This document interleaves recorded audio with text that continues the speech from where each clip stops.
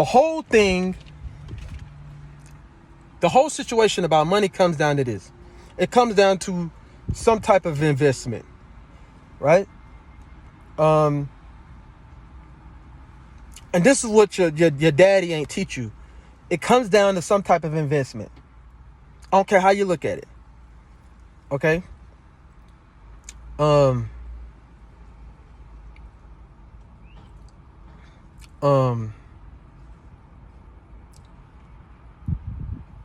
Typically, to me, there are three ways to make money. Or you're going to either be, or let me say this, you're going to either be three things. But it's pretty much, you can also make money with all three. You're either going to be a producer, an investor, or a consumer. You see what I'm saying? You can make money doing all three. You can make money being a producer, an investor, and a consumer. I'm not going to get into how you can do that. I'm not going to tell y'all that. Not because I'm trying to keep anything away from y'all, but because it's going to get me off my point that I'm making. So, investor, producer, consumer, investor, producer, investor, consumer, however you want to look at it. You have to do something, basically. You're going to have to do something. We are in a world where all three of those can earn you money, right? Now, I will say this about it, though. The more straightforward way that you would encounter the traditional it will work way is investing. And I mean straight up investing, okay? I mean investing. But the actual archetype that you will actually have more experience with will be the actual what? The consumer. You'll spend most of your life, if you're not careful, consuming so much. And if you have not figured out a way to consume and make it work for you, that's your own fault. Because you have the ability to consume. I can say if you couldn't consume nothing, then that'd be a different issue. But you are able to consume. So that's why I said I'm not finna get into all that. That's for another topic, for another conversation. I might talk about that later today. But as I've said, you're spending all of your time doing something. If you're spending all of your time doing something and it's not getting you anything in return, nothing, you cannot even get 1 red cent out of it. That's your own fault, and that's your own demise. That's your own undoing of yourself, and that's one of the things that is your own downfall. You don't have the time or the luxury to do that or not to do what I'm talking about right now. You don't have it. So you're basically squandering your life away and wasting your life. If you have not come to that realization, that's your fault too, because I know that it's painful and it's hard to hear. It's hard to get rich. You see what I'm saying? It's hard to get rich. It's also hard to stay poor. It's hard. That's a horrible existence. You see what I'm saying? That's terrible. To stay poor and to suffer and to struggle and to be a burden. Okay? So that's why I said I'm not going to leave you hanging. We're going to talk about the things that you could do. Okay? Because you can do these things. If you don't know how to do some things, I'm going to tell you straight up. I don't care how this seems. It might seem snakish. It might seem, well, snakes exist. Okay? If you want to look at it that way. If you don't know how to do something, you hear it over and over again. People say it all the time, but they don't tell you straight up like I'm going to tell you. They tell you straight up, learn. Okay? So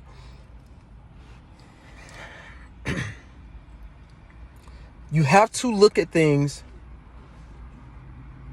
in a way that you can digest them, because it's a lot going on.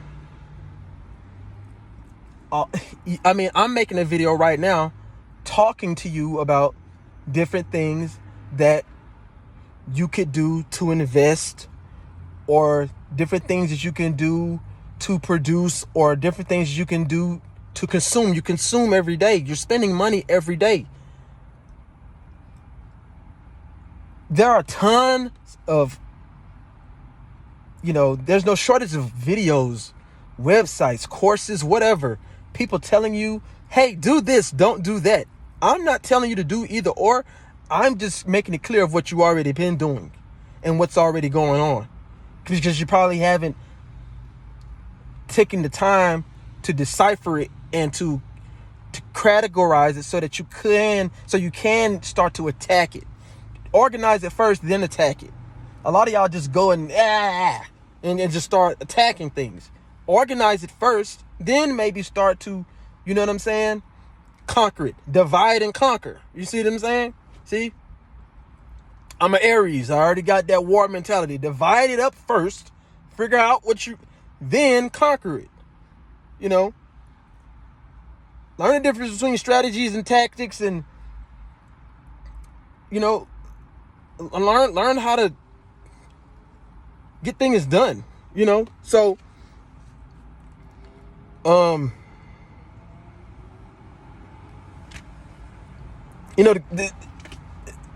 government, the United States government, is just not looking at jobs the way that you're looking at jobs. They're ahead of you.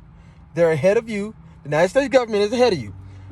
It's made by us, the people, but it's made by the aggregate, or most of us. It's not just made by the individual. So it's smarter than you. And right now, we are in a place. It's not too late to get in, or whatever, or to adapt to how things are moving. But I'm not saying everything is changing completely, but it is making an aggressive stance, an aggressive turn towards the old way of looking at jobs. It's not going to be the standard anymore, ever again, because the people who still have these traditional jobs are usually elderly people who are, 60 and above, 65 and above. That's not elderly to me, but I would say at least 70. You still have a large population out there who are 65, 70. Definitely still have a large population who is 70 to 80 and still working. And they depend on that paycheck, as well as Social Security or whatever. So they still have to work. Nothing wrong with that.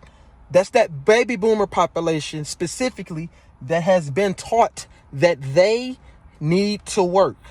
Okay. I don't know if y'all seeing what's going on. I'm telling you what's going on. That generation right there, once they pass on or whatever, these jobs are no longer going to be there. They're not even caring about them.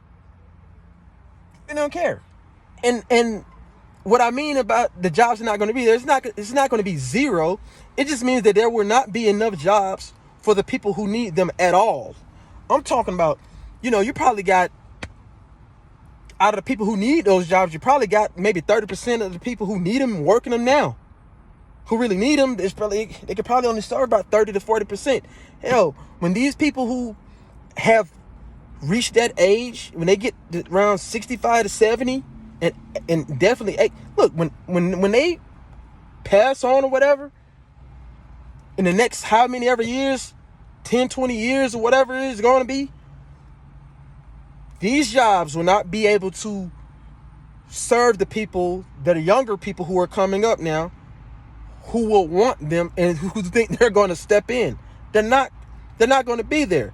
They're straight up telling you now, hey, look, we can only really get to about 30 of y'all because we firing everybody and y'all don't even really know how to do it the way we want you to do it.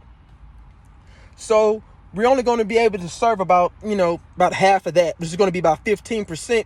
And then we're just going to get some robots and computers and automated systems to do it then. We don't want you to do it because we've moved on from that.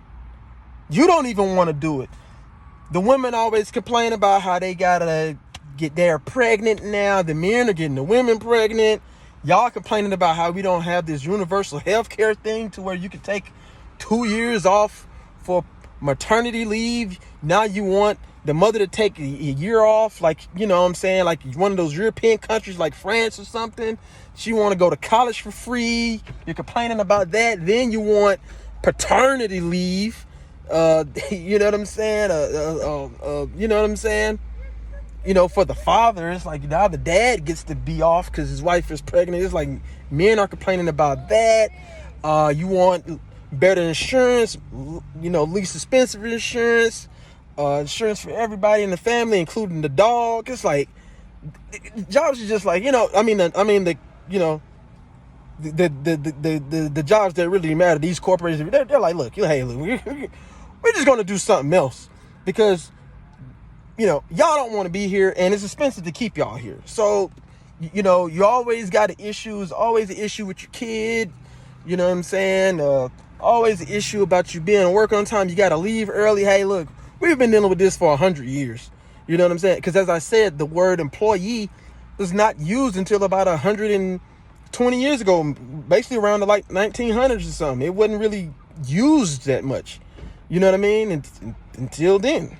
Until you start to have an employee. You just couldn't walk into your local grocery store and say, hey, you need any help? No, most of these were mom and pop owned places. They weren't huge corporations. You know what I'm saying? There'd be some Italian guy like, no, we don't need any help. You know what I'm saying? No, I have it. No, we don't need any help. No help. They don't need any help. It costs money to have an employee. You know what I'm saying? Like, you couldn't do that. You know what I'm saying? Not to say nobody worked for anybody, but it was not like how you think it is today. Like, hey, you know, you just go into a company's website, just go to the, you know, career section, the career link. Oh, I can just fill out 100 applications a week. No.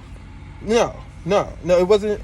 Being an employee was not something that was sought after like that. No, it wasn't sought after to be an employee. You had to get it how you live. And that's what we're kind of going back to. We're kind of going back to in the implementation of the mentality of, hey, you know what? Why are we taking on all of this risk? We're a corporation, which means that we are here to get money by any legal means necessary. We can do whatever we want. We can invest to get more money. Hell, we got so much money. We're too big to fail. Why are we taking on all of this extra drama and you know, PR stuff and looking bad with people wanting to quit, and they saying that we got, you know, child safety regulations by having sweatshops? You know what? Just forget it. We're just going to do something else. So we're going back to a thing of now, which is just get money. How are you going to do that? There are opportunities there. If you choose to turn away from those opportunities and just say, you know what? It's my right to work at a job. It's really not. They don't have to have them. They don't have to have them there. You know what I'm saying? So it's really not your right. That you can have a right to your feelings, but you can't make these people hire you. You can't make them not fire you. You can't make them keep you there. This is crazy. And that's what I've been saying. I think it's been crazy the whole time. I think it's actually been crazy the whole time for people to keep telling their children, hey, just go get you a good job. So, you know, I'm going to talk to y'all later about things, but I'm going to come with some more information, especially with the job situation that's going on, because it is something that I feel like is, this is just the beginning. Seriously, I'm not saying that I'm predicting any kind of doom and gloom, but it's not sustainable. It's not something that works in favor of the jobs. These jobs have a market cap of maybe about 50 billion that they easily can make. You know what I'm saying? Or they easily have control of, that they don't need you. They don't need you. They're so powerful. They don't need you. So I'm just telling people, what's going on now. You know, like I said, I'm not predicting any doom and gloom. I'm not doing that. But the economy is getting worse. It's not getting better. It's getting worse from the traditional way of how we think about it. And it's getting better in a newer sense. It's getting worse in the traditional sense. Yes, it is getting worse. There are less jobs. Food is higher. And your dollar isn't as powerful as it was. However, there are other means to make money, and the government does not care if you are not aware of those ways to do it. They don't care. They don't care, because the money is getting moved around anyway. So if you just missed the boat, you just missed the boat.